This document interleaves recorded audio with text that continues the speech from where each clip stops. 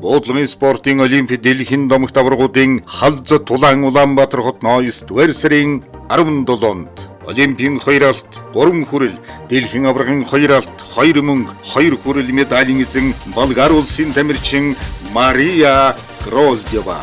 Олимпийн алт, 3 мөнгө, 1 хүрэл, дэлхийн аваргын 3 алт, 1 мөнгө медальт Сербийн тамирчин Ясна Сикарич. Олимпийн алт хүрэл медаль, дэлхийн аваргын 3 алт, мөнгө хүрэл медальт Гуржин тамирчин Нина Солуквазе. Бээжин 2008, Рио 2016 Олимпийн наадамд оролцогч дэлхийн цомын аварга олон улсын хэмжээний мастер Монгол улсын тамирчин цаг бадрахын мөнх зул. Монгол улсын гавья тамирчин Олимпийн 2 удаагийн хүрэл медальт дэлхийн хошоо аварга Дорцрынгийн мөнх баяр.